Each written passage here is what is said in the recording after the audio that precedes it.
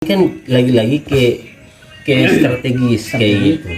Lokasi yang dipilih kayak gitu. Kalau di Papua mungkin terlalu jauh ataupun itu pertimbangan tersendiri kayak gitu. Kalau di Kalimantan mungkin itu strategisnya tengah-tengahnya Indonesia kayak gitu. Sehingga bisa menjangkau semuanya dan dikasih nama juga Pulau Nusantara kayak gitu. Anggaran memang sih tanpa dibuat ibu kota pun di perpindahan ibu kota, mungkin ibu kota Jakarta tidak memiliki anggaran. Masalah di ibu kota Jakarta adalah banjir. Apakah itu nanti tidak mengganggu pada hutang-hutang daripada negara Indonesia ini sekarang ini? Iya, saya tahu itu semua kan ada pertimbangannya. Pasti Menteri Keuangan sudah mempunyai pertimbangan bagaimana caranya bisa menutupi segala sesuatunya itu. Investasi di sana bisa terjadi, ya kan? Investasi bisnis, ya kan? Kita tahu Kalimantan itu kalau bilang kerusakan lahan, ya mereka sana itu daerah industri, coy. Tidak ada ibu kota pun mereka akan rusak, ya kan? Karena industri, batu bara Kalimantan, ya kan? Itu hasil produksi industri. Jadi menurut saya, iya, menurut saya soal anggaran itu tetap memang sangat besar, tetapi ini berbicara jangka panjang. Menurut saya perpindahan ini akan lebih mensejahterakan masyarakat di masa depan nanti kayak gitu. Dengan begitu banyak peluang lapangan kerja yang ada di sana. Kayak gitu. Jadi begitu benar. Ada beberapa terkait dijelaskan tadi terkait dengan anggaran, ya kan? Semua itu karena ketika kita berbicara jangka panjang, kita nggak boleh yang sekarang, ya kan? Ketika kita berbicara jangka panjang itu nanti. Nah, pada akhirnya tanggapan dari Bung Dinan seperti apa kira-kira? Tanggapan dari saya untuk menyangga dari ketika saudara Dinan berbicara tentang suatu pembangunan di daerah sana, kita berbicara tentang, saya mengambil contoh kecil ketika suatu pembangunan di daerah Bacan Timur atau daerah Wayaua, itu orang fokuskan bahwa daerah Pulau Bacan itu jalan sudah melingkar. Hakikatnya sama halnya dengan daerah Papua sendiri. Contoh di daerah Bacan, ketika jalan itu dibangun di daerah Bacan Timur, orang beranggapan bahwa daerah Bacan itu sudah pembangunan jalan sudah merata. Ya, padahal hampir sekitar 70% itu jalan belum dibangun. Sebaliknya di kawasan Papua juga seperti itu. Ketika orang berbicara bahwasannya daerah Papua sudah banyak yang dibangun jalan dan sebagainya, ya saya mengambil contoh, mengambil fakta bahwa kita mengambil contoh yang di daerah Pulau Bacan tadi. Berarti menurut Anda di sini daripada pemerintahan Jokowi yang 2 periode ini, yang akhir-akhir ya pemerintahan beliau ini, berarti ada beberapa desa atau beberapa kabupaten bahkan provinsi yang mungkin belum terrealisasikan ya terkait dengan infrastruktur pembangunan. Ya. Jadi begini, untuk sebenarnya dari pemimpin Jokowi ini saya sepakat dari pernyataan saudara Bung Dinan itu bahwasannya pembangunan sudah dibangun. Tapi di sini saya lebih mengkritisi dari pandangan saudara Dinan, yang dibangun memang dibangun, tapi belum sepenuhnya dibangun. Paling kalau di Papua itu yang saya lihat ya dibangun tapi belum seluruhnya itu dibangun. Jadi mungkin kira-kira berapa persen yang dibangun. Dan saya mengambil fakta kecil ketika saya mengambil contoh di daerah Pulau Bacan, kecil seperti itu. Ketika kita melihat daerah kawasan Pulau Bacan Timur sudah dibangun, orang beranggapan bahwa daerah Bacan Barat Utara sudah dibangun, padahal itu belum dibangun sama sekali. Kira-kira seperti itu. Terima kasih. Jadi begitu Bung Dodin, ada beberapa tanggapan tadi dari Bung Andas bahwasanya terkait dengan kebijakan pemerintah terkait dengan infrastruktur ini, yang kita dengar mungkin di media sosial atau secara umum bahwasanya secara keseluruhan sudah terrealisasikan terkait dengan infrastruktur tadi. Namun ada beberapa kendala atau beberapa kampung tadi yang mungkin belum terrealisasikan. Pada akhirnya ketika kita berpindah lagi ke Kalimantan masih sama gitu loh, maksud saya. Tanggapan dari Bung Dodin seperti apa? Oke. Jadi kalau misalkan dari sudut pandang saya soal pembangunan infrastruktur itu kan seperti saya jelaskan tadi, ya toh, kalau kita berbicara soal memadainya suatu pembangunan infrastruktur secara secara menyeluruh, itu memang kita di Maluku Utara itu masih sedikit bisa dibilang masih kurang. Nah, di sini saya permasalahkan adalah ini karena berbicara tentang pembangunan ya. Saya bukan pro terhadap pemerintah pusat. Tetapi balik lagi ya, sana kan. kalau misalkan Papua bisa pembangunannya begitu masif, karena memang faktor daripada masyarakat maupun pemerintah daerah provinsi, pemerintah Papua itu mereka menyatu untuk membangun daerah mereka. Sementara kita di Papua ini kan kekompakan kita sebagai masyarakat untuk mendukung pembangunan ini kan simpang siur. Masyarakatnya ke sini, pemerintahnya ke sini. Ya. Jadi sangat sulit ya ketika kita berbicara pembangunan di suatu daerah, terlebih khusus di Maluku Utara. Ya karena memang itulah yang saya bilang tadi, kurangnya kesadaran terhadap pemerintah setempat untuk masyarakatnya. Itu yang kalau menurut saya dari sudut pandang pembangunan, kenapa kita Maluku Utara masih kurang. Kemudian kalau berbicara dari sudut pandang anggaran itu, anggaran pemerintah pusat untuk mengeluarkan anggaran sebanyak itu, setahu saya kemarin itu kisaran 1.000 triliun atau berapa saya lupa, tapi itu sangat besar. Lagi-lagi pasti pemerintah akan ngutang lagi, ngutang ya. Tapi apakah kita tidak tahu bahwa selama program pemerintah pusat itu sejauh mana utang kita itu bertambah? Sama aja jatuhnya. Karena begini, uang yang dianggarkan sebanyak itu untuk pemindahan ibu kota baru sama saja dengan dibangun sumber daya manusia di negara ini untuk menjadi sejahtera. Ya, cuman ini kan komitmen daripada pemerintah. Sekarang kita tunggu kapan lagi? Pemindahan ibu kota ini sudah dari jauh-jauh sebelum eranya Jokowi. Nah, cuman satu kurangnya yang menurut saya kurang sepakat, kenapa di masa 2 tahun terakhir ini baru Jokowi membuat undang-undang IKN itu, kalau nggak salah kemarin yang sudah disepakati oleh DPR untuk mengesahkan undang-undang itu terlalu singkat. Itu yang menjadi kekurangan sedikit buat saya, terlalu singkat. Untuk pembangunan ibu kota itu hanya 2 tahun, karena pembangunan ibu kota ini kan ditargetkan kalau nggak salah itu 2024 selesai. Ya itu menjadi kekurangannya di situ, kurang sepakatnya. Kalau dari sisi lain saya sepakat. Maaf ya, saya masuk. Mungkin itu. Terkait Terima dengan kasih. anggaran tadi di zaman SBY ya kalau nggak salah itu kan menurun hutang negara ya, menurun hutang negara.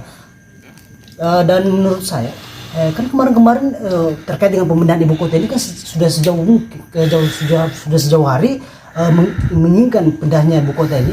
Tetapi di zaman SBY itu kan kalau menurut saya dengan kurangnya hutang negara itu lebih mempermudah. Ya kan? Kenapa tidak dilakukan pada zaman itu? Nah sekarang kita berbicara sekarang di zamannya Jokowi dengan begitu banyak hutang negara ya kan? Kenapa berambisi gitu loh? Maksudnya berambisi untuk apakah kita persoalkan nanti ke depannya kayak gimana? Ambisi, bukan berambisi menurut saya.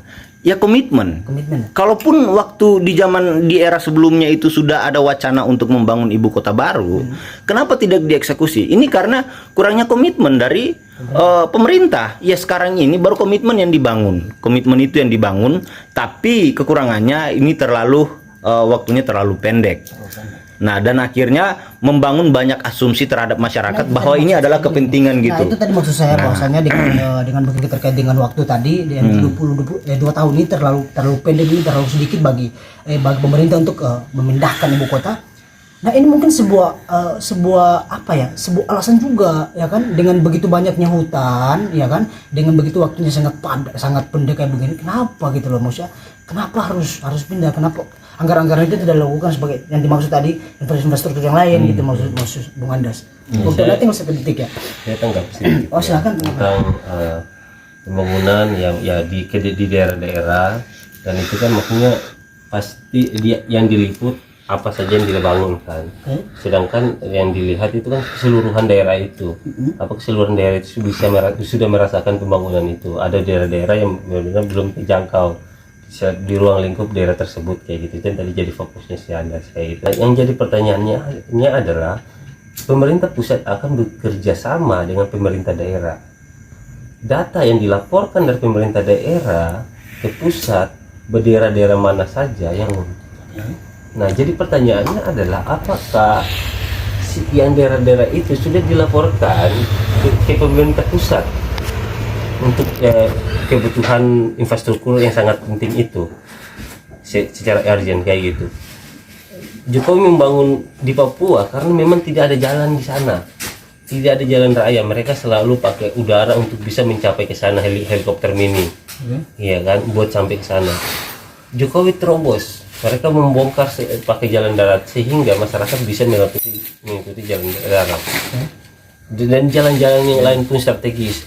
Arus mudik yang biasanya sangat sulit, ya kan, membutuhkan waktu yang begitu lama untuk jalan darat, diperbaiki sehingga pembangunan jalan tol dan lain-lain, walaupun itu investasi, hutang dan lain-lain ya kayak gitu, sehingga tetapi itu kan membuat kenyamanan kepada masyarakat, kesejahteraan masyarakat juga bisa meningkat di sana kayak gitu.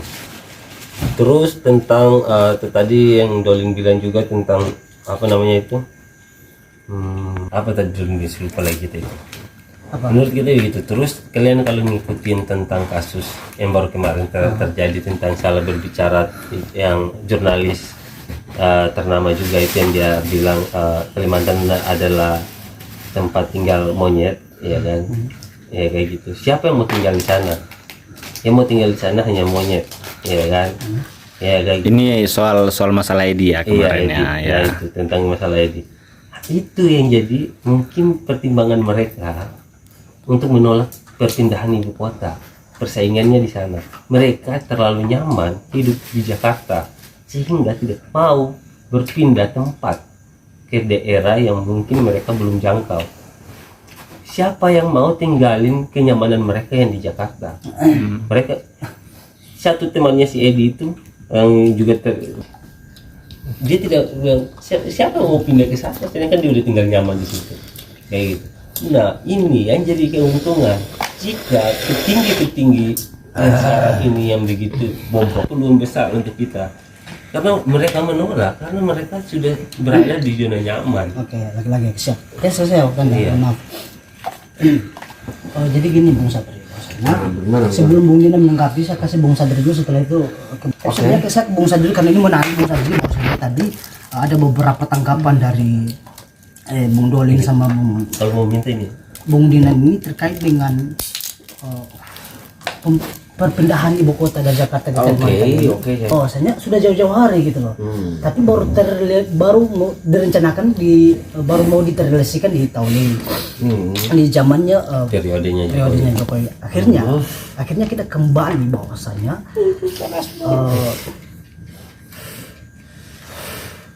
apa tadi? Persoalan apa yang terakhir tadi? Yang terakhir tadi Mulyadi bahwasanya menyinggung perasaan. Tanggapan Anda, ya kan, dengan anggaran hutang yang berlilit sekarang ini tahun Jokowi kan, dengan anggaran begitu banyak, kemudian waktunya sedikit 2 tahun ini, mantap Anda, ya kan, mematahkan argumen itu untuk menolak, ya kan, menolak bahwa saya pindahin ibu kota Jakarta teman. Silakan 1 menit. 1 menit ya. Yang pertama saya mulai begini. Utang kita dihitung oleh Abdur itu ya masih apa ya, kotor, bahasanya masih kotor. Utang per orang itu berapa ratus juta, bahkan sampai M per orang, bahkan bayi pun dihitung utang itu. Itu kalau berbicara anggaran. Artinya kita belum bisa menutup utang, kita mau buat agenda yang baru yang sangat besar, yang akan makan uangnya sangat besar juga. Itu yang pertama. Yang kedua, kenyamanan penduduk. Artinya yang tadi saya keluarkan statement bahwa sebelum kita membuat suatu alasan, kita harus mencari solusi yang terbaik. Iya kan?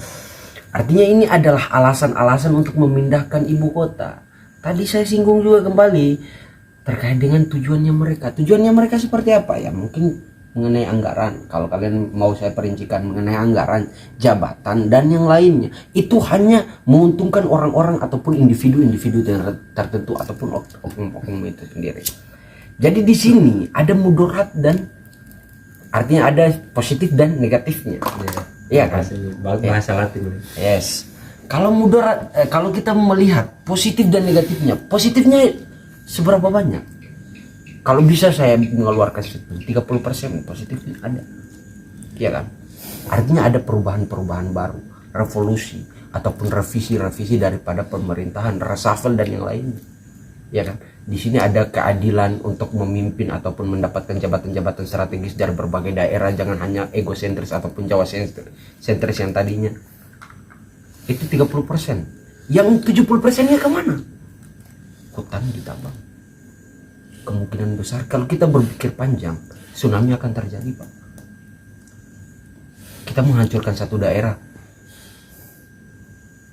Kalau kita memikirkan negara, jangan hanya memikirkan berapa banyak kita mencari alasan, tapi kita mencari solusi.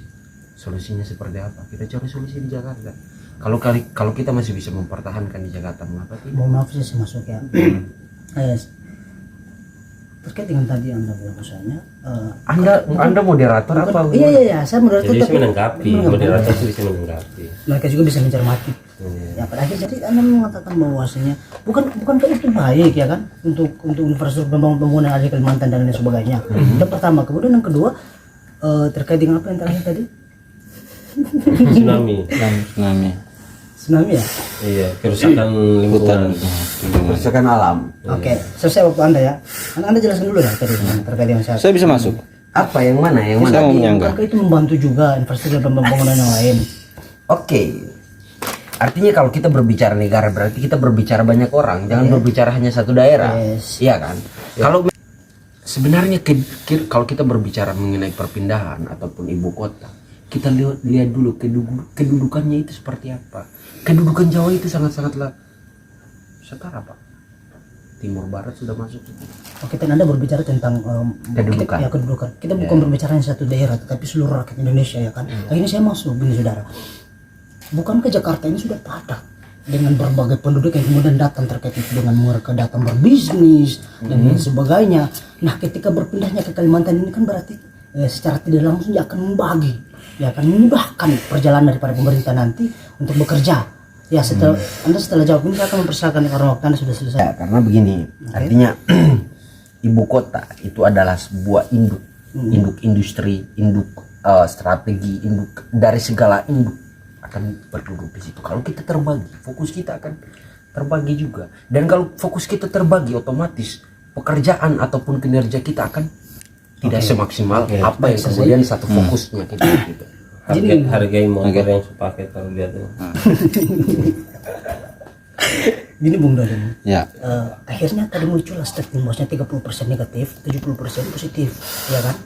Mungkin tadi Bung Dodon juga sudah dengar ada beberapa 70% cuman tanggapan dari Bung Dodon seperti apa?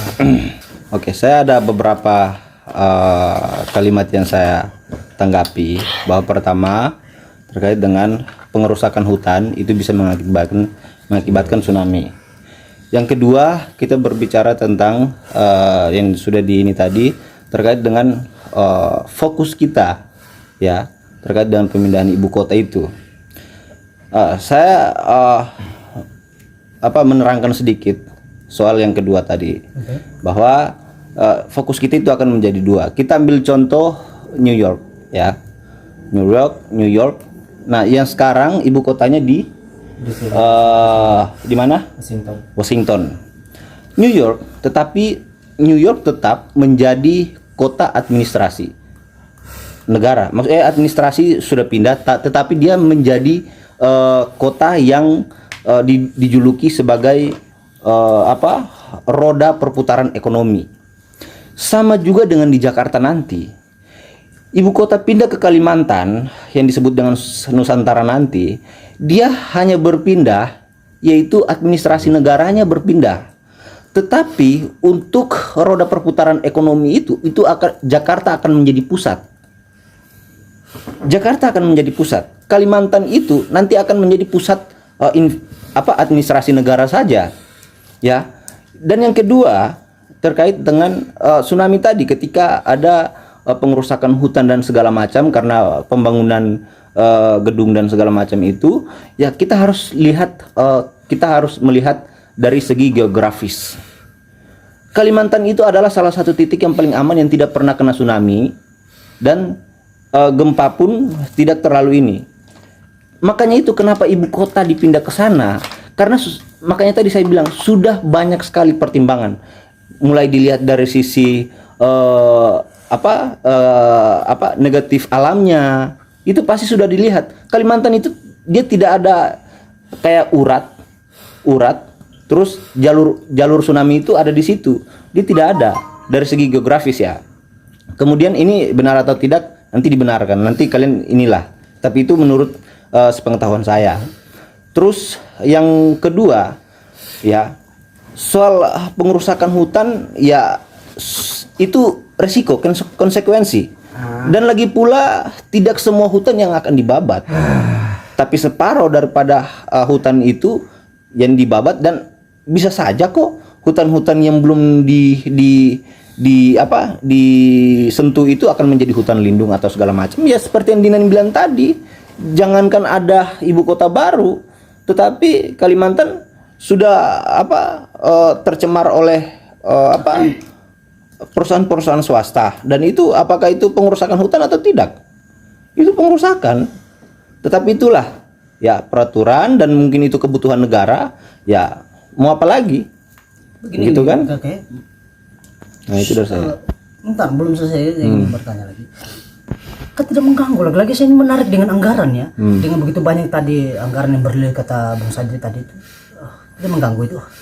Mengganggu apa? Mengganggu daripada kebijakan pemerintah, infrastruktur dan lain sebagainya. Kalau mengganggu sih tidak. Tidak. Ya kalau mengganggu dalam hal pembangunan infrastruktur, dia hanya sedikit pengeluaran. Oh bukan sedikit, besar. Ya banyak pengeluaran. Tetapi itu kan konsekuensi untuk memindahkan sebuah ibu kota itu perlu mengeluarkan anggaran yang banyak dan besar.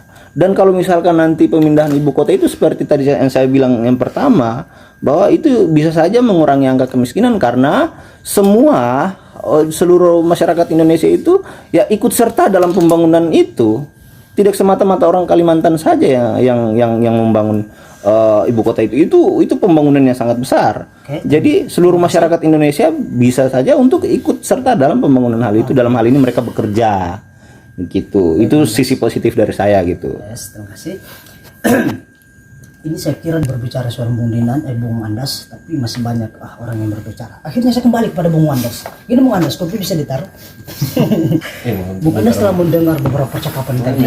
Generasi ini memukar dengan itu. Dari Bung Dolin ini sangat banyak sekali yang saya melihat Anda ini ingin menangkap gitu loh. Apa sih? Saya penasaran, silakan Bung Andas. Sebenarnya saya ingin waktu saya hanya 1 menit. 1 menit. Dan saya hanya menanggapi tentang masalah kemiskinan. Kemiskinan, oke, saya garis bawah. Tadi di sini saudara Dolin berbicara ketika peluang ketika pemindahan ibu kota peluang besar rakyat yang di luar Pulau Kalimantan itu bisa mengambil kesempatan untuk membangun suatu ibu kota tertentu. Oke. Di sini saya yang bertanya, atas dasar apa? Atas dasar apa? Harus memberikan solusi. Atas dasar apa sehingga Anda berbicara seperti itu? Oke. Kira-kira ketika Anda berbicara pemindahan suatu ibu kota itu dan angka kemiskinan itu bisa turun atau bisa lebih rendah bukan lebih tinggi, atas dasar apa? Di sini ketika berbicara tentang strategis seperti apa dulu? Yes. Harus memberikan solusi.